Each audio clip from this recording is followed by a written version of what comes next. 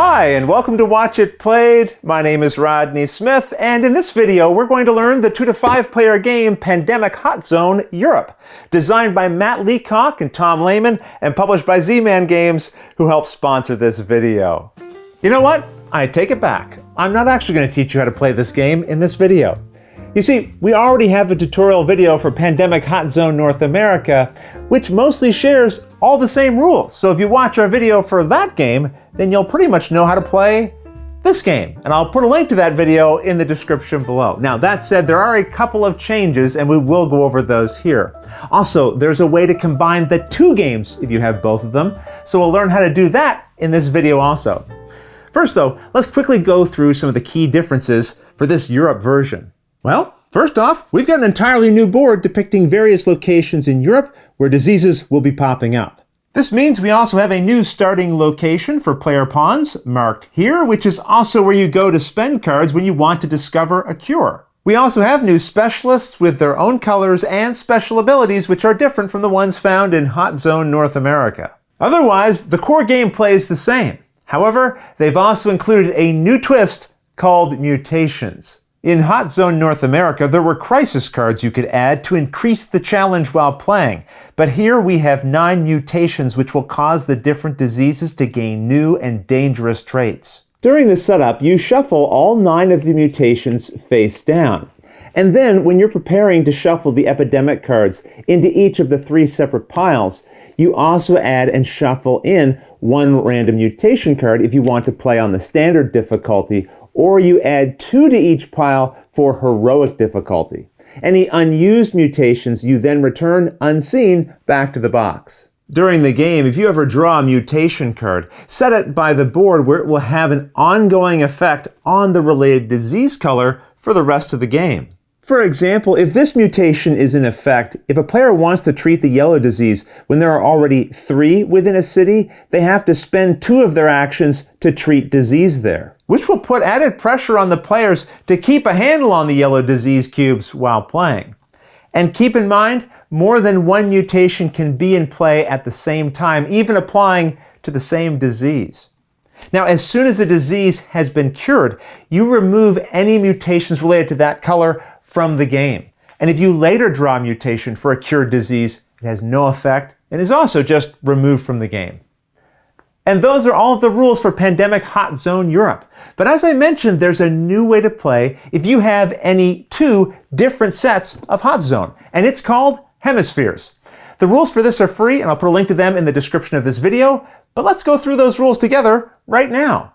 First off, you'll need 2 different Hot Zone sets, which we have here, and each person will need to pick one of them to use, setting up their board fully in front of themselves with the following adjustments. To start, shuffle and deal 3 character cards in a row in front of yourself from your set, putting their related pawns on the starting city for your board. The leftover pawn from the character you aren't using, you'll set onto the leftmost character, and during the game, you'll be controlling all 3 of these characters. When preparing your player cards for your set, first remove all of the epidemic cards and all of the events, setting them aside for now, and then shuffle the rest of the city cards, dealing 3 of them face up in front of yourself as your opening hand. During the game, all 3 of your characters will control your single hand of cards. Also deal 2 more cards and set them into an area within reach of both of the players. This is known as the archive, and this process means it will start with 4 cards total,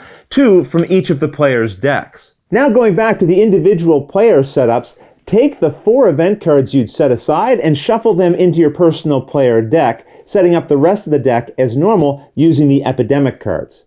Each player now takes 12 cubes in each of the disease colors and combines them to create 24 cubes in each of the colors, which should then be set within reach of both of the players as they'll share this pool of cubes. Any remaining cubes you can return to their boxes. And then you perform the rest of the setup as normal, picking either player to be the one to take the first turn. And that's the setup for Hemispheres.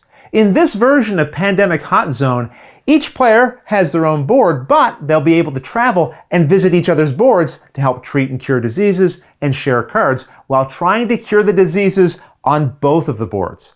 Just keep in mind that although you can travel between the two boards, no matter where you are, you'll always draw player and infection cards from your own board's decks.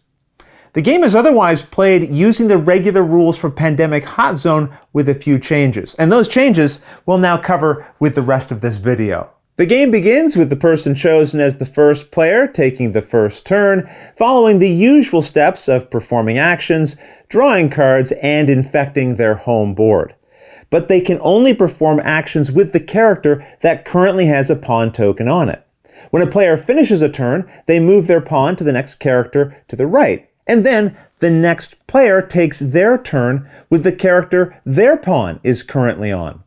Then it's back to the other player using their next character and moving the pawn, and back and forth it continues like this. Once you get to the end of your third character's turn, you then move your pawn back to the beginning of the row. Remember, your three characters will share your single hand of cards, and the limit to how many cards you can have at one time is still 6, but you also have access to the archive. This is the shared group of cards that we created during the setup, and although it begins with 4 cards, there's no limit to how many can end up here. This introduction of the archive provides players with a new action to use as well called accessing the archive. But you can only perform this action at most once per turn. When you perform this action, you can either deposit or withdraw a city card that matches the city you're currently in.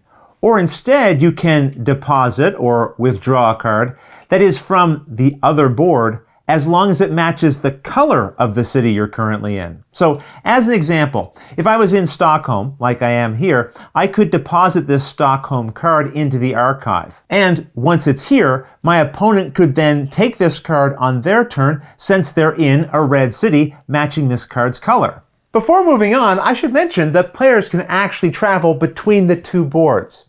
You do this by using the charter or direct flights action, or through certain character abilities or event effects. Now, when you're on another player's board, you can perform actions there as normal, but you also gain a new type of action you can perform called transfer sample. This requires both players to have characters in the same city together. And then if they both agree, the player that's taking their turn can either give one of their city cards from the other board to the other player as long as it matches the color of the city they're both currently in, or they can take a city card from the other player again if it matches the color of the city they're both currently in. So let's say I traveled to Minneapolis from the European board. I could then give this Stockholm card from that other board to this player because we're both in a red city together and this card is red. Although not a new action, the Discovering a Cure action has a few adjustments in this combined game. First of all, as usual, you must be in a city with a research station icon to perform this action, but when discarding cards, you can use any combination of cards from both sets, as long as they're the same color. So I'm using 2 here from the North American set, even though I'm on the Europe board. When a player discovers a cure, no matter which board they are originally from, the cure marker is set on the board where they traded the cards in. For example, if, as the European player, I trade in the cards necessary to cure the red disease while my character is in Atlanta in North America, I would set the red disease cure marker on the North American board.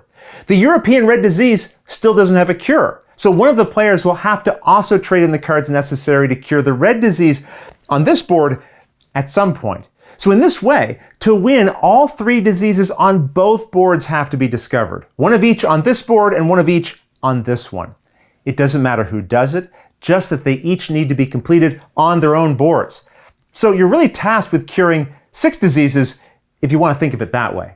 Now, as soon as you do find all of those cures, the players both win. However, if any of the normal loss conditions are suffered on either board, the game ends in a loss for both players. The Hemispheres rules also cover how to introduce the crisis, mutation, or other twists that might come in future sets into this mode of play so you can increase the difficulty level if you want to.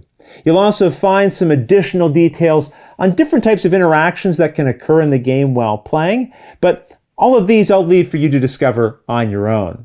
Otherwise, that's everything you need to know to play Pandemic Hot Zone Europe and how to combine 2 different sets to play the Hemispheres version of the game as well.